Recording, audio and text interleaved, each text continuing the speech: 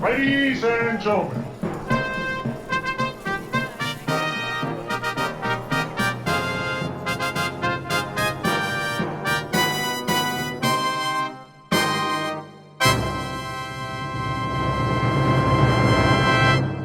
welcome back. My name is Rex Thompson, and I'm coming to you in high-def stereo from the Spirit of Swanee Music Park, and it is finally, at long last, once again, time for Rexivision. It's been a couple of long years, but we made it. We survived. Not everyone did, but here we are. The music scene is coming back to life, and, so am I. After a couple of, really annoying false starts trying to remember how to make all this recording gear work, I finally got an episode put together for you. We've got a little bit of a new format and a couple of exciting guests, so let's just jump right in. First up is Paul Janeway of St. Paul and the Broken Bones, and he is here to talk about his big band's baller new album, The Alien Shore, as well as their upcoming performance here at the Spirit of Swanee Music Park for our Sewanee Rising Music Festival. The new album, Stellar, I'm going to let him tell you about it. I wasn't able to get a song cleared to be in the podcast. That is something we'll work on for future episodes. Try and get some music in here for you folks. But, now, then we're going to have a new feature, which will be a rotating chat with one of the editors from Live for Live Music about shows, festivals, events, and bands, obviously, you should be checking out. I'll be back at the end to real quick talk about some of the other changes we're going to be making to the format, tease some future doings, but for now, on to Paul the Saint. I've done a couple of interviews since I decided to get back to work, and since everybody else was. Doing interviews with musicians, traveling musicians during a shutdown was surprisingly depressing. Yeah. Yes, well, when you do a thing called Live for Live Music, it's been pretty sparse here the past couple of years. I've watched more than my share of internet streams. Oh no, I know. I got to be honest. About 3 months into that, I got tired of it. But it's like one of those things where you just like, you got to do what you got to do. I'll say this: I have a vast music collection, and all those shows end up coming out pretty crisp. Yeah. You're right. But they are just a little bit hollow because there's no crowd to get you all cranked up, and I'm guessing you're the kind of artist who definitely feeds off that. Oh, 100%. 100%. It definitely was not. I mean, it is what it is in that situation. I can say this. I'm very glad that, we started in 21 doing a few shows, but, we kind of knew 22 was the one that's like, all right, we're getting back to real, kind of, no matter the circumstances. we're just sort of in the interview now. So just so you know, normally I warn everybody before I officially start recording to please don't admit to any crimes that you're not ready to face, but you haven't done anything yet. So from this point forward, seriously. All good, man. Yeah. All good. But you just touched on something I wanted to get to in my little list of questions a little bit later, but I got tired just reading your upcoming concert calendar. After all this time off, do you have any worries about getting back into the touring life grind? I mean, yeah, I do. I mean, me and my wife had our first child in September of 2020, and it'll be the first time I've ever been on the road like that with a daughter at home. And so I don't know how I'm going to handle that, how I feel about that. So that part for me is a little worrisome. But I think, honestly, we're all just like, you got to think about it, like, we toured basically 7 years straight. Yeah. And the pandemic, from that perspective, couldn't have come at a better time for this band. Because, I mean, there was a little burnout. I'm not going to lie. There was a little burnout. And for that to come when it came, it was like, you know, it did. It made you more grateful and all the cliched things that it does. And but I think we're really ready. I'm ready to get tired of touring again. You know what I mean? Like, I do. That's what. Yeah. I actually I made the mistake of deciding to take the second half of 2019 off because I've been working on a documentary series and pitching it, and we took the second half of 2019 off to get ready to pitch a documentary series about what it's like to be, you know, traveling in the festival life and everything, with the idea of shooting it in 2020. And then, you know, so yeah, timing is everything. I'll just say, you know. Yeah, man, that's a bummer. I mean, that is.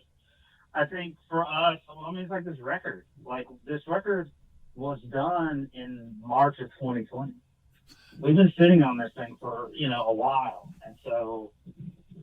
But what we were like is, like, we're not releasing it until we can act. We know we can do it. And once, you know, now Omicron about got us. It did hit us a little bit. It hit us in Europe, but we were just very like, I mean, you know, we've got a tour on the album. You know, we can't just release something and be done with it and never tour. We're just not that kind of band. And so it was, it definitely jolted some plans for us, for sure. You know, the album, it's,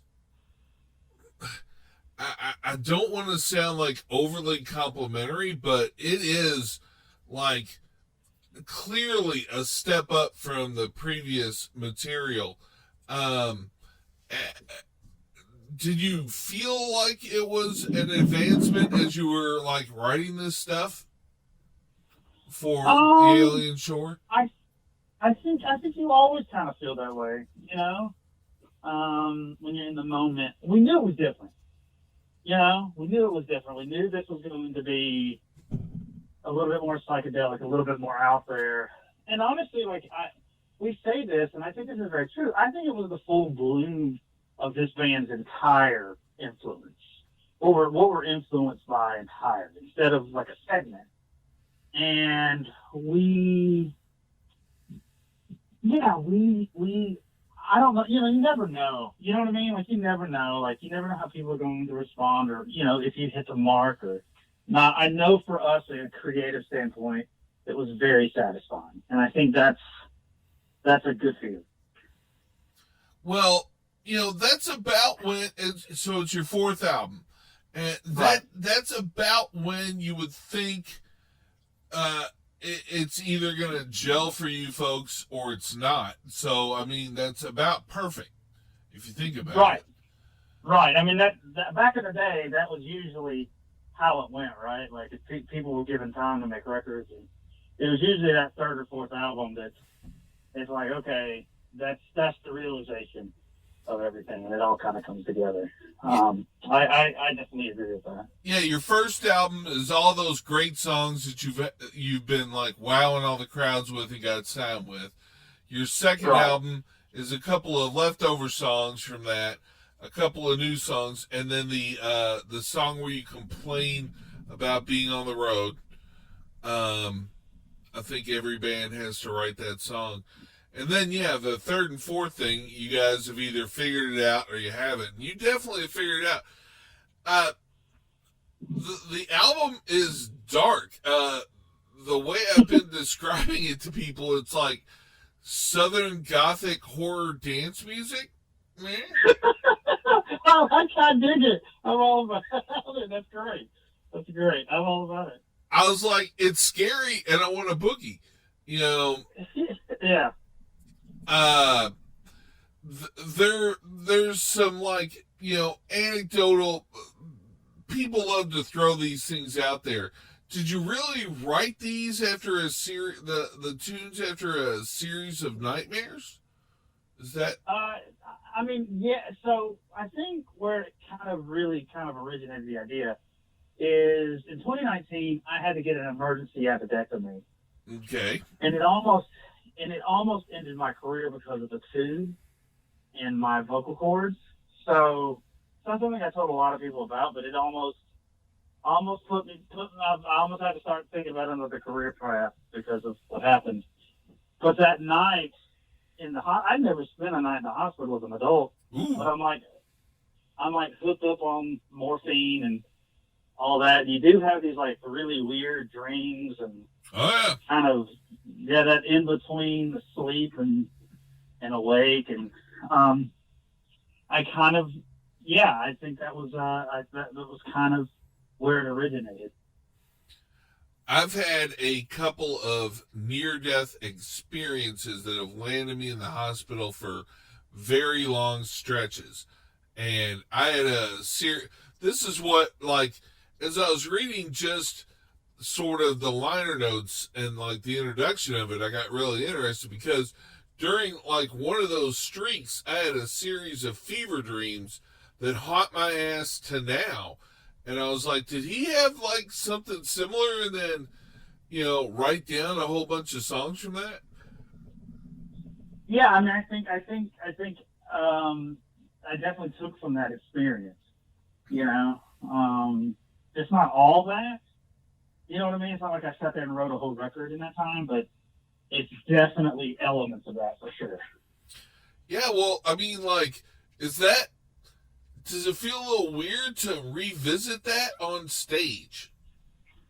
I don't know yet. I don't know yet. I don't know yet. I think it's a compelling. I'll say that.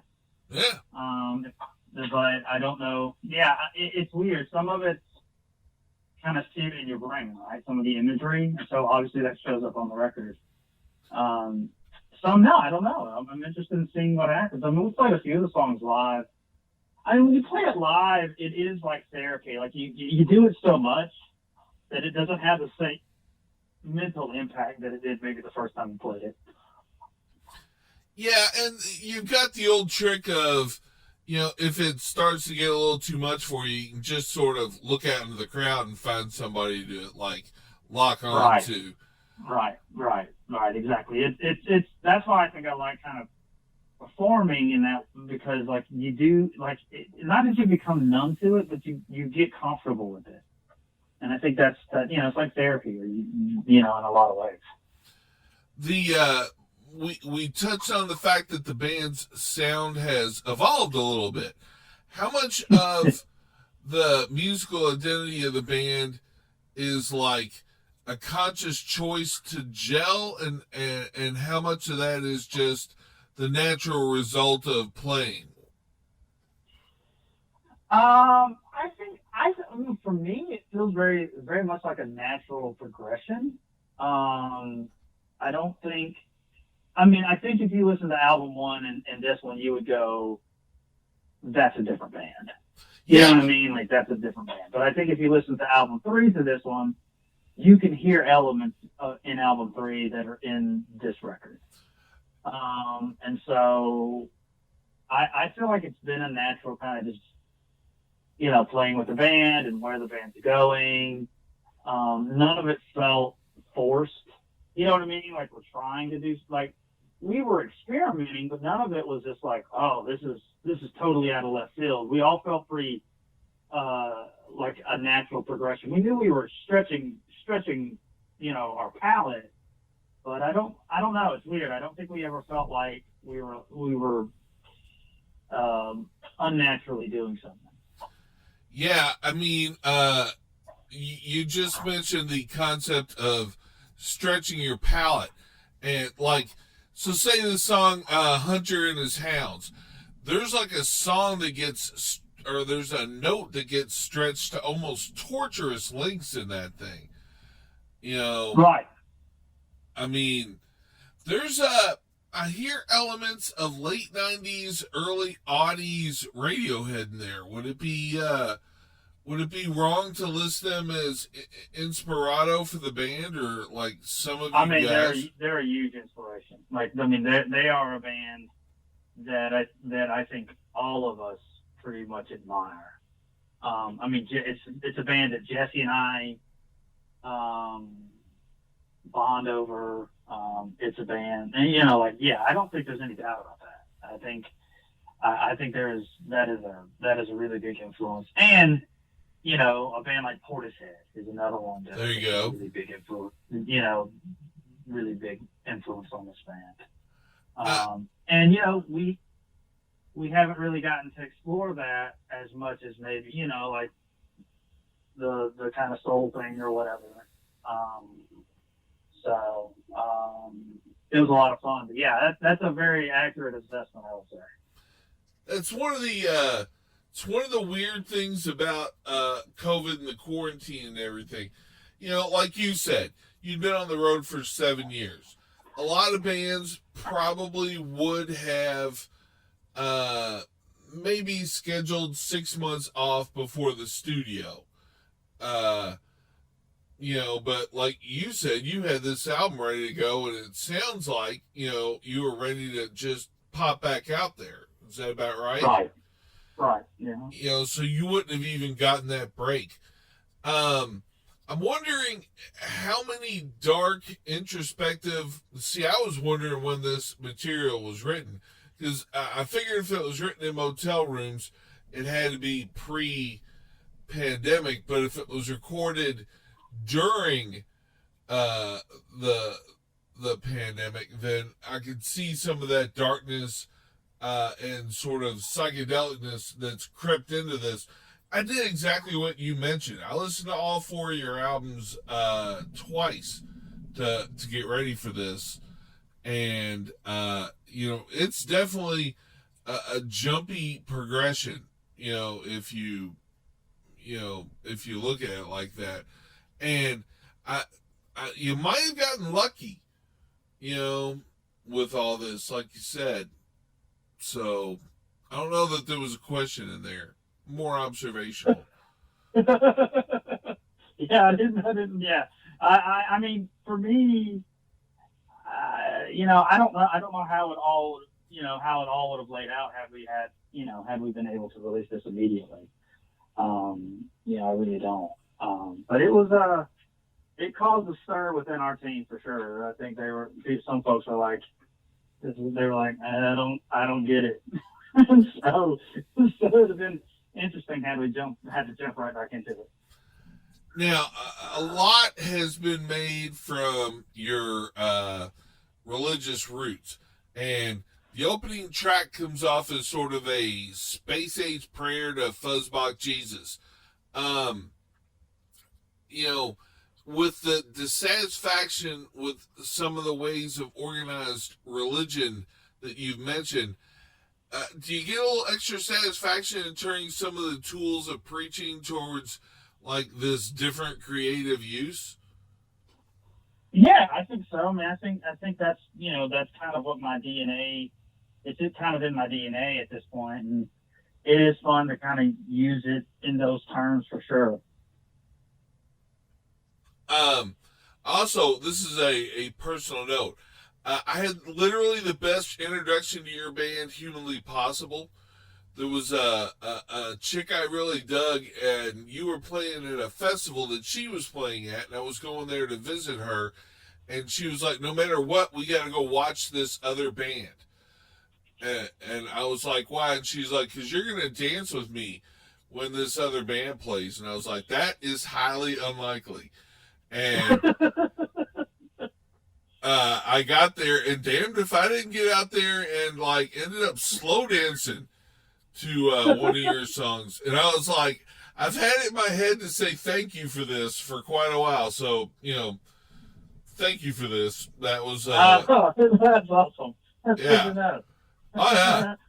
that worked out real well for me for no reason at all. So you've always had like this warm spot in my heart. And then, like, I saw that you had a new album coming out, and I threw it in there, and I was like, "This what? Where?" Yeah, exactly. Now, I'm the photo video guy, and also for the Spirit of Swanee Music Park, as well as an interviewer and like writer for Live for Live Music. So you're getting ready to come to the Spirit of Swanee Music Park. Do you remember the last time you were here? I think it was for Bear Creek. Yep. I want to say 2014. And now, yeah, that's been a long time. So you're not just returning, you're returning to the event that's sort of spiritually taking Bear Creek's place in our hearts, and you're headlining it. You've got some bigger headlining days of festival slots coming up. Are you feeling a little extra pressure coming out of like the hiatus to big dog status? No pressure, I'm just saying. Yeah, it's weird. Like, we do the show, like the show's the show.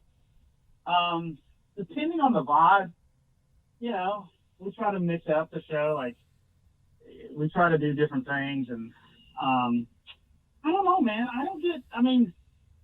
I am flattered that anybody would have us on top of any list to play a festival. The one thing is when you do feel a little bit more responsible about things.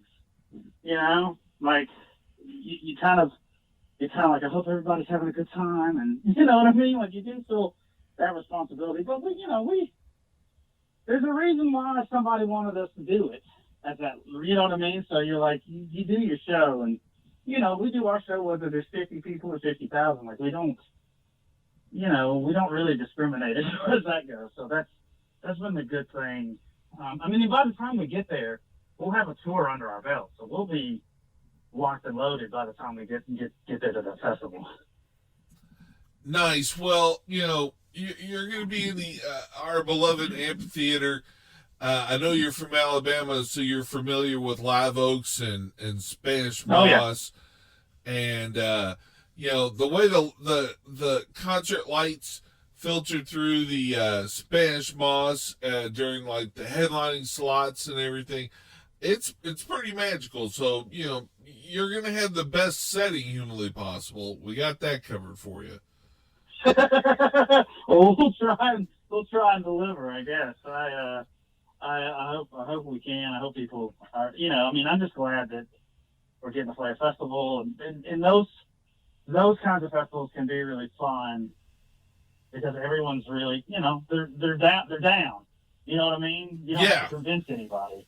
Like, they're down to go, and so that'll be really fun. Oh yeah, after all of this in April in Florida with the sunshine and everybody feeling a lot safer to be outside and in the warm and everything, you're primed to have a super ready crowd in a beautiful situation. I don't know how much easier you could have a path to really putting down an incredible show. Yeah, I think for us, like, we have thought about this, like, shows like that, where you're headlining, you're like, maybe play a longer set than you would, for a club day. Do something different, do something fun. We just got so many talented musicians in the band. It's fun to kind of watch them flex their muscles a little bit. And, man, I'm just, like I said, I'm just excited to get to play, and the fact that anybody wants us to be on top, have our name on top of anything is still very surreal. But I'm very flattered, for sure. Well, Paul Levine's got all the faith in the world in you, and so do I, so that's good enough for me. Before I let you go, I did want to touch on one more thing. In all my research, I saw that you earned yourself an accounting degree. Like, while we were shut down, did you feel the temptation to just go ahead and knock out the last couple credits? I did. I actually thought, but I think if I went back to school now, I think I would do art history because I don't need, like, the accounting thing was more of a, like, hey, everybody needs accountants. Even when things are bad, you need an accountant. It was more of a practical thing, not something that I would say I love. And I love art history. So I think if I went back, I did think about it, though. For a little while, I was like, maybe I should go, take a few classes and so on and so forth. But what's weird is we were busy enough that it was like, it had still been fairly hard. And you know what I mean? Like, we were busy enough on things that it was like we weren't playing shows necessarily, but we were doing studio stuff. And so, yeah, it'd have been a little bit more difficult. But I don't know. I don't think I would go back for accounting now. I got to be honest. I think at this point, if I was going to go back to school, it'd be something that I was passionate and loved. Well, speaking as a guy with an art history minor, I would tell you go ahead and get the accounting degree.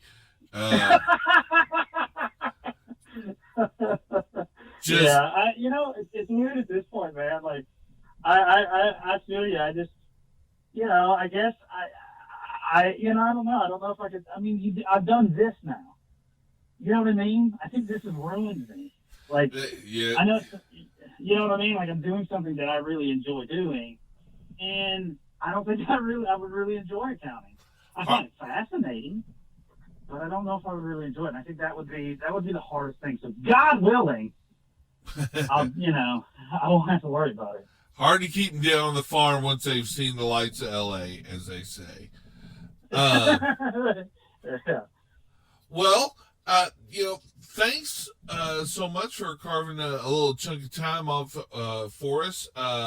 We can't wait to see it. I know the readers are gonna enjoy hearing some of this, and we're really looking forward to it here at Swanee.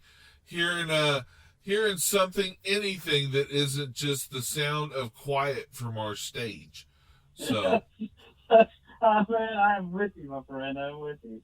So I'm excited. All right. Well, have a great day.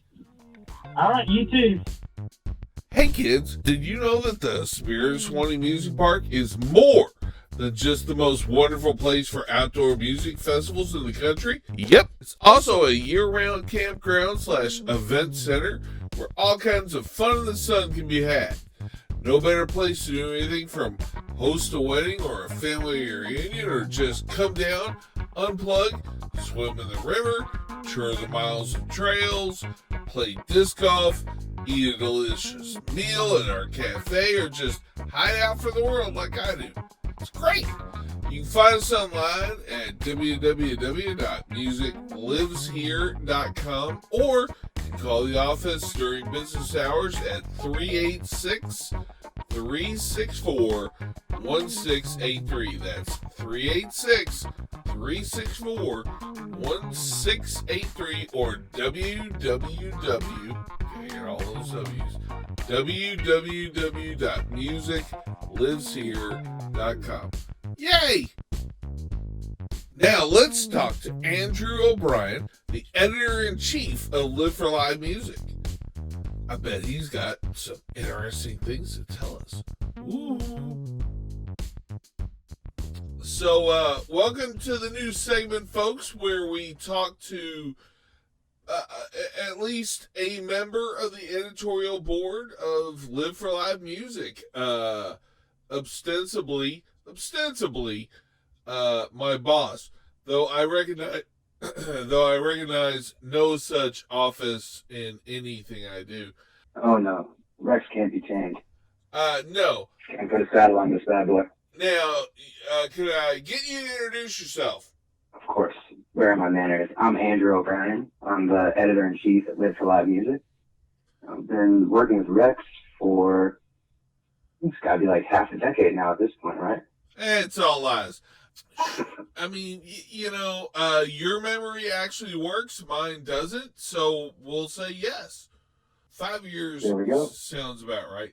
Now, let's get this out of the way first. A lot of folks would say I'm having you on here to suck up to you, or to or to even ensure that I continue to just get to do kind of whatever I want, which is sort of what I was doing anyway, because it's not like you dock my salary, but I think we both know why you're really here, right?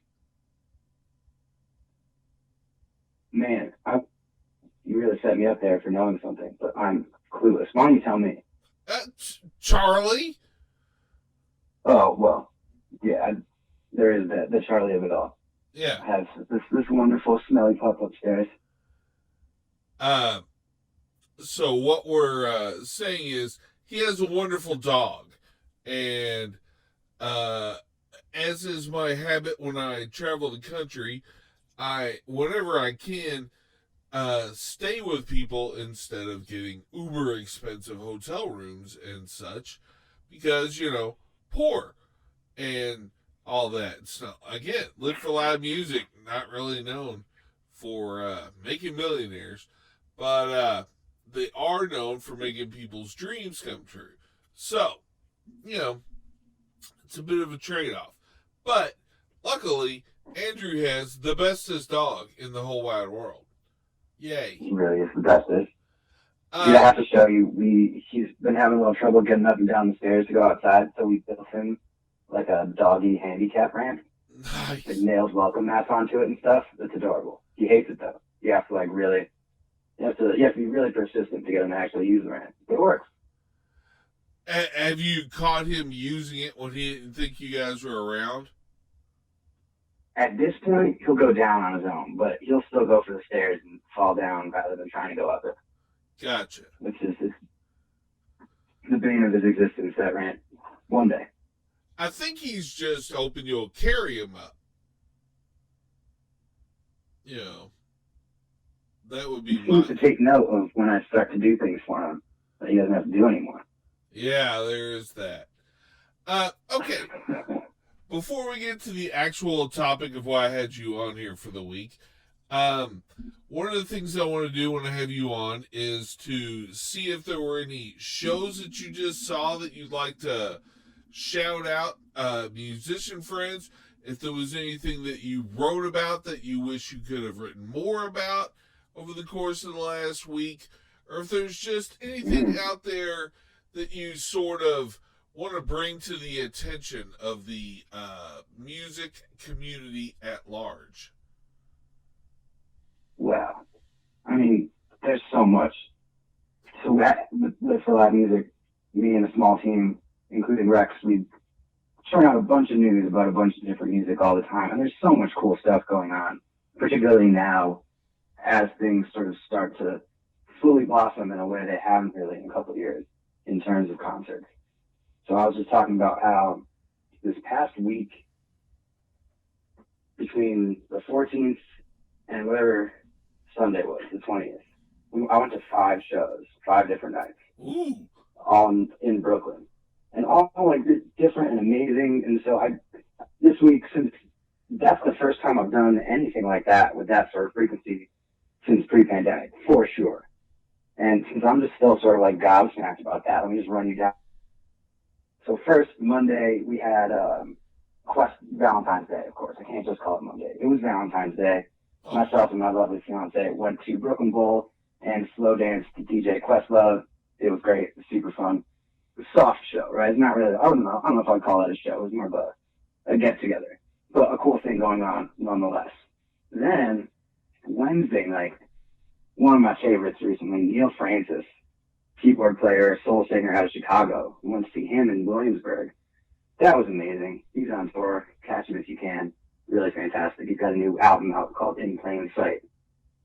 Then, Friday, back at Brooklyn Bowl, we have Dumpster Funk with the Nth Power, which really, both of those bands are some of the baddest musicians on the planet, some of the most interesting people you'll meet, and just a great show all around. The highlight had to be Dumpster Funk.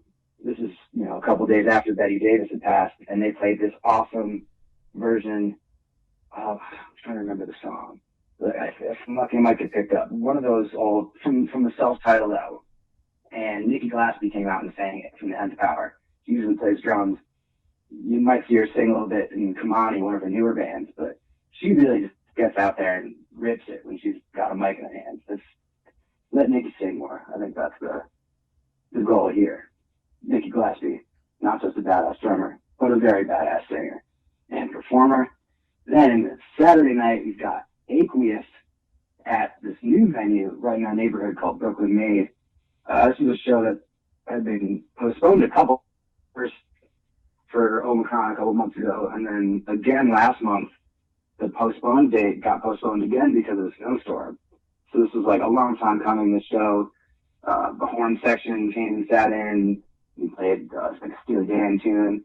It was a super fun night all around, and a very cool new venue that I'm looking forward to going back to. And then, some totally different, Sunday night we went and checked out the John Mayer Sob Rock tour at Madison Square Garden. This young Mr. Mayer, I don't think he has any like notable prior things, but he's like, you know, apparently he's a guy that makes music, and he's doing some sob rock, and he's out there. He's doing it. Maybe you've heard of him. Maybe you'll check him out. Real quick, could you define sob rock for us? Can I what? Define sob rock? Is that what you called his music? Oh yeah. So let's pull this back a little bit. I thought I was just being a dick and calling John Mayer's music sob rock as its genre. You would be somewhat right, but that's also the name of his album and the name of his tour. Very like self-aware, almost like a trolling album. It's like super 80s throwback sounding. It sounds like, you know, an album like Toto would have made, or like Boston or something like that. But all newer songs with that vibe. Don't throw like, Boston meant to be next a little to Toto. Ridiculous, hence the name. I mean, don't throw Boston next to Toto, my brother.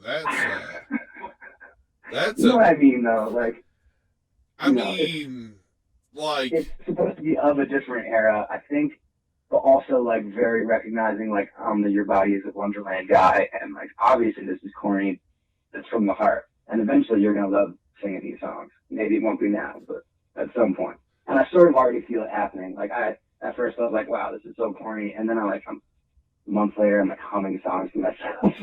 See, what's I was extremely excited to John Mayer on Sunday.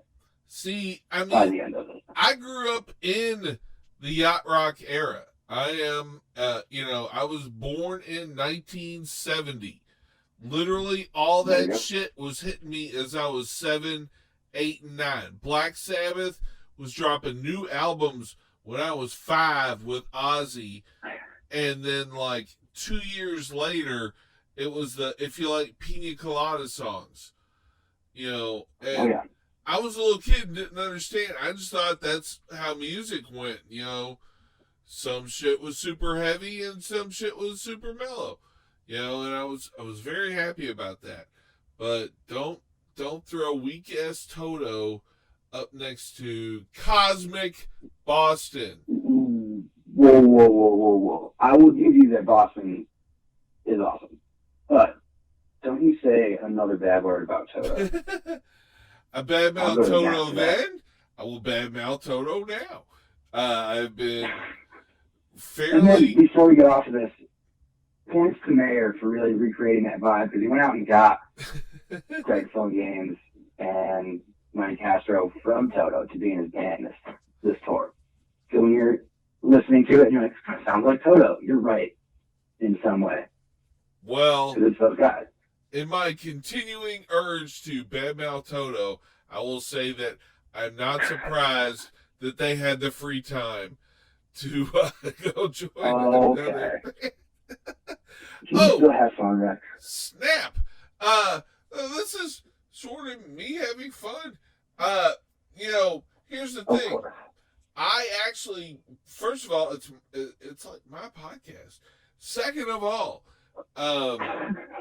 there. If you lived through the time period at which the music was made, you're given way more leeway to make fun of it than the whippersnappers, which would be you.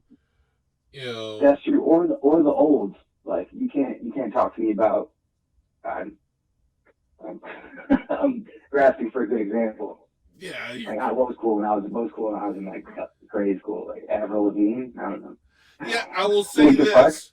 I will offer no strong feelings about Panic at the Disco.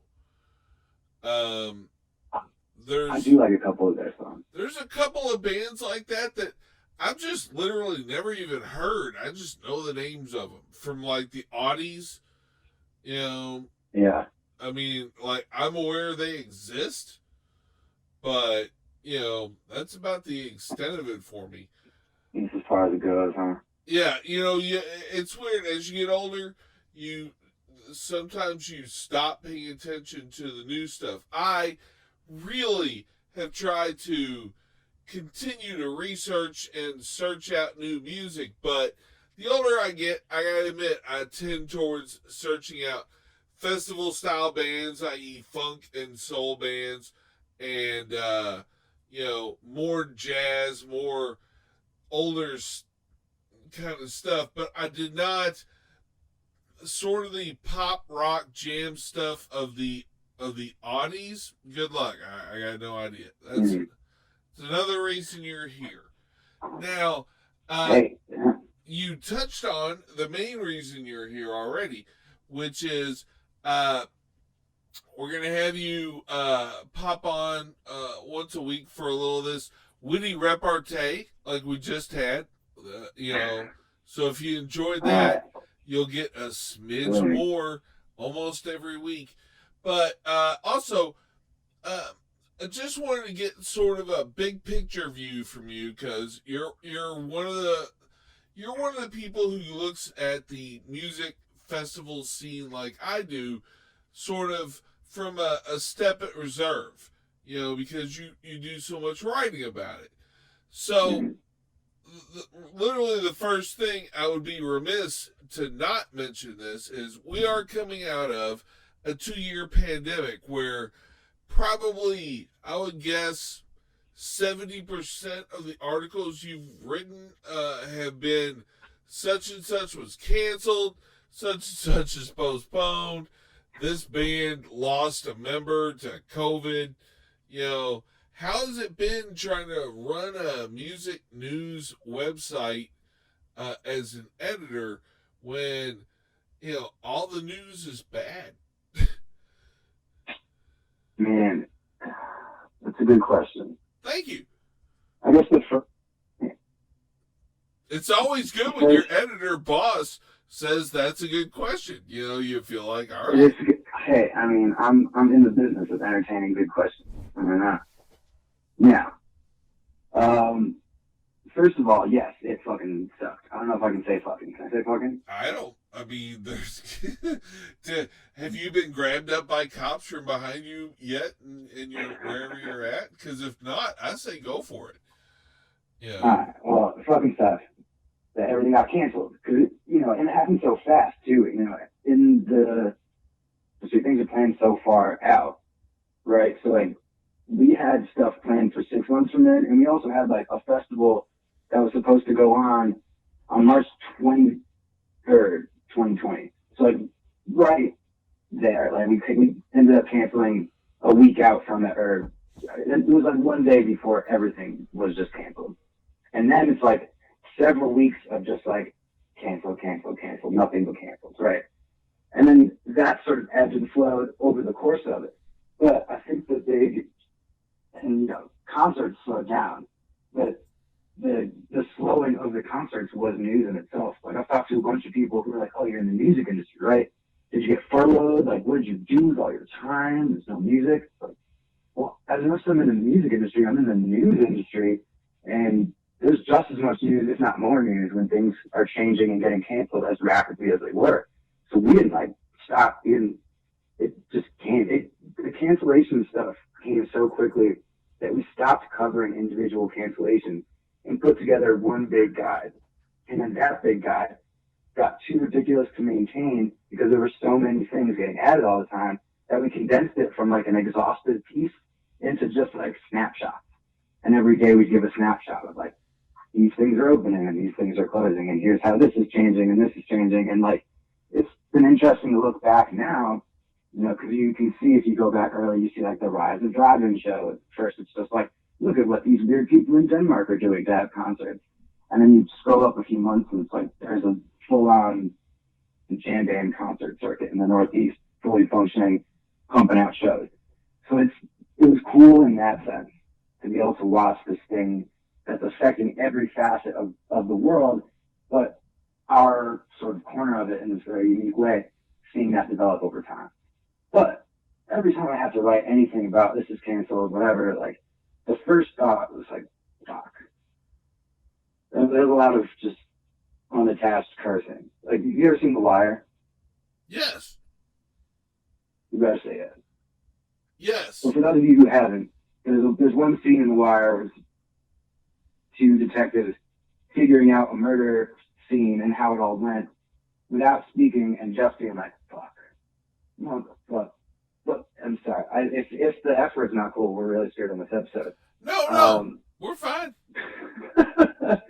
But that was sort of what it felt like in our like editorial message thread for a lot of 2020, and then for a period of 2021, and various points in between, whenever it would flare up, it would just be like there would be full days of just, here's a link, fuck, here's something else scandal, fuck, shit, and that was it. So there were some down points for sure, but then like, I would hope that if you love going to concerts, you found your way to a show at some point last year when there was a lull. Because there was a point where during the summer things came back, and there was a bunch of stuff. There were festivals, there were arena shows, there were stadium shows, all massive things. And then, you know, obviously Omicron came and shut it down again.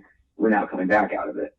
But I do hope that you have gotten out to see something since then, because one of the upsides of it was every writer I work with had at least one beautiful piece about returning to music, and all of those pieces were really heartfelt and seemed to be cathartic to write, and I loved seeing that. So it's, you know, it's the two sides of the coin. There were definitely downward slopes, but then the momentum that pushed us up with was all the more powerful.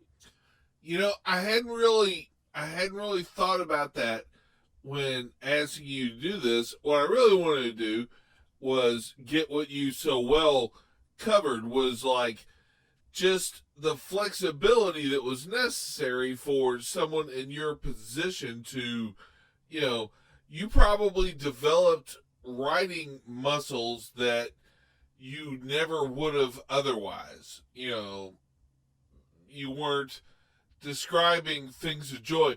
One of the little sort of dirty secrets of the music journalism industry, or as I've always had to call it, fake news, is that, you know, we generally don't cover stuff we're not already fans of, because the work we're doing requires effort, you know, and somebody who was like trying to talk about the music industry as a whole, which seems to be a lot rarer in our thing, might have a slightly different perspective on this whole thing. That was why I wanted to get like the editor from Live for Live Music, because, you know, a lot of folks who do what we do, you know, I'm sure we're gonna, over the course of this series, one of the things I want to touch on is, because I get this question a lot, how can I do what you do?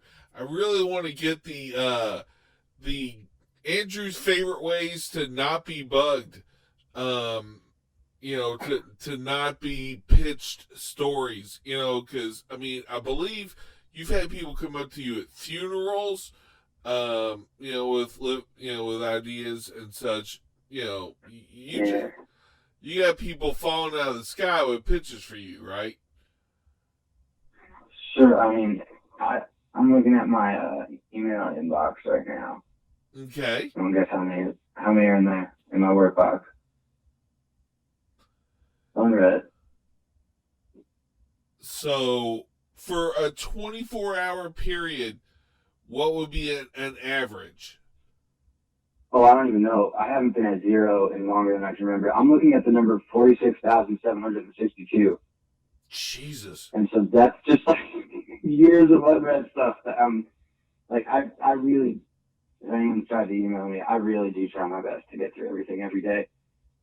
If I don't respond, try hitting me again, because it's probably one of those 49,000 emails that are waiting for me to read one day. We'll go into the thing. I have found, for the record, that if you put in the subject line, I have pictures of you that you do not want to get out, respond immediately.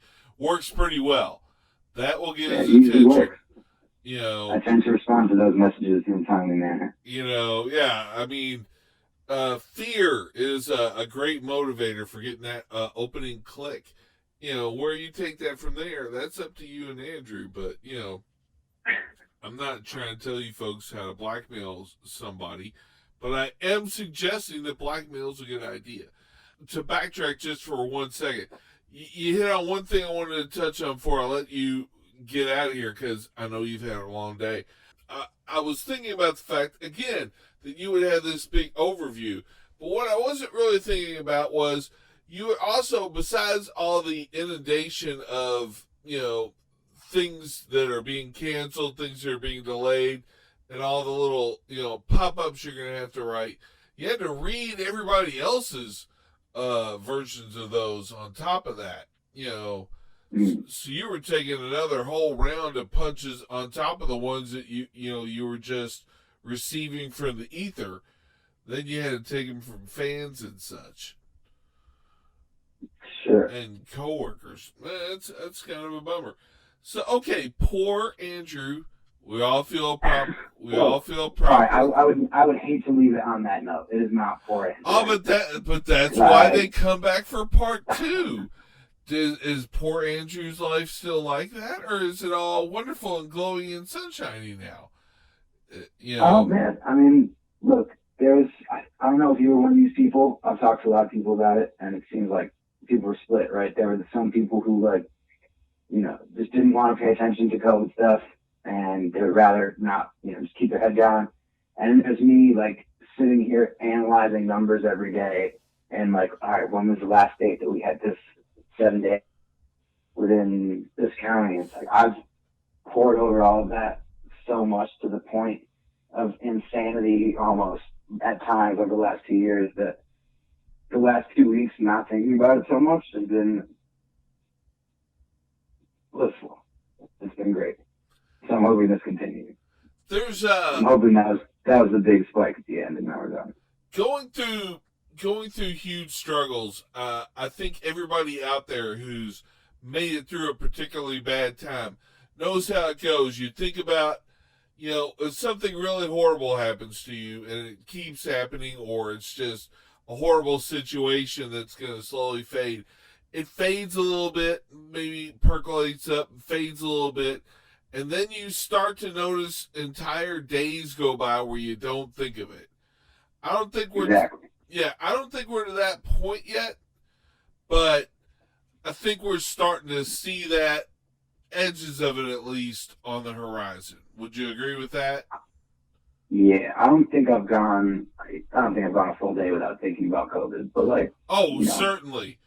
I mean, I went out and did things this week, and I wore masks and I was in crowded places and on the train and that sort of thing, but like, you know, I lived a relatively normal, if not unusually active, you know, concert-going lifestyle this past weekend in New York City, and didn't think about COVID that much, and that was incredibly refreshing and fulfilling.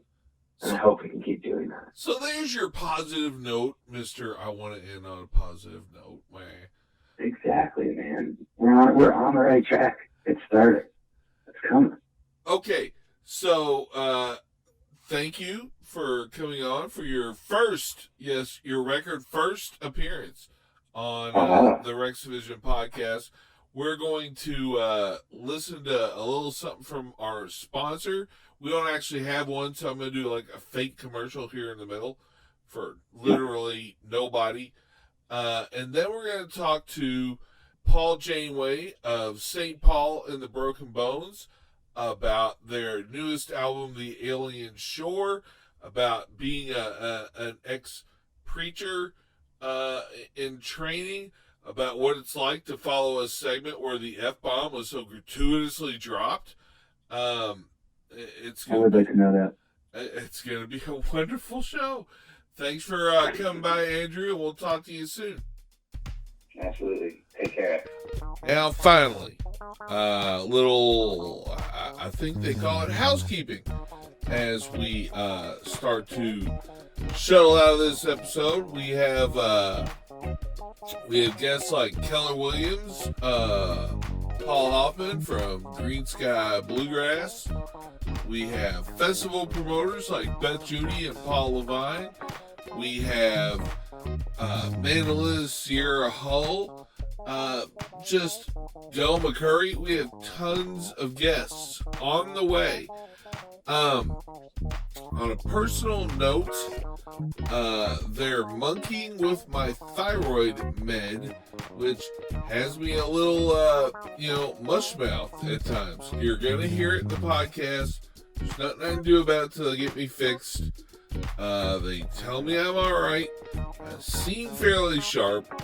So, it is what it is, but can't wait for everything to be perfect before we get moving. And we got a lot of real exciting stuff. Some of you might remember the documentary series, Rexivision, that we've been working on selling. That is going gangbusters in the, not just trying to get it finally sold, but also in just the level of talented musicians, size of events, everything across the board who are now happy to be possibly participating in this sort of comprehensive look at the music scene is, coming out of the woodwork to make it all better. And hopefully they can get my health tuned up in time so that we can make this thing the great, big, wonderful, awesome that I know it can be. But while we're waiting, we're just gonna, use this podcast to, jumpstart the whole thing. Talk to some of these people now. Refine some of these stories. Learn some new things on the way. It's gonna be awesome. I can't be happier to have you here. I can't be happier to have you back. You're going to be able to see this on You're going to be able to see this on the Rexivision YouTube channel as there's no video to it, so don't get excited. Or you can listen to it online wherever you would listen to a podcast, including Spotify, iTunes, Podbean. I'm sure there's a couple of other places I'm not even thinking about, but it's out there. You can follow the RSS feed. We're also on Twitter, although honestly we really never tweet. We're on Instagram at Rexivision. We're on Facebook at Rexivision. Basically, if you type in REX-A-VISION on a social media platform, we will probably be there. Hopefully, each episode is going to get a little bit better. They'll get my ability to talk fine-tuned again. I'll be back to just the rapid-fire giving of shit to people without feeling like I've bitten my tongue 25 times. And, the world will be what we wished it would be. I missed you folks. I missed the world. Everything shut down on us. But the message I closed every single episode of the podcast before the shutdown of the entire music scene, still valid. It's more valid. The shutdown proved me right. I ended every episode saying, in one way or another, that we're all in this together. I often tried to work in some sort of clever example to prove my point so that when I got there, everybody would be like, wow, Rex has got a really good point. We are in all that together. But I don't know what better example I could give you than the last 2 years and the idea of a pandemic and, the sad truth of what happens when maybe we ignore the fact that we're all in this together. I found a way to pull together. I don't know that I would have the ego to believe that this podcast will have any effect on that, but what the hell? Let's shoot for the moon and aim for this podcast to unite the world in love. But, maybe we don't pull that off, but hopefully we get one or two people to think about that idea. And you never know. Anyway, I love you people, except for 2 or 3 of you people know who you are. But everybody else, you're alright by me, as long as whatever you're doing isn't hurting anyone who, doesn't expressly want to be hurt in the weird way. I'm not king shaming, but, whatever. We are getting way off track.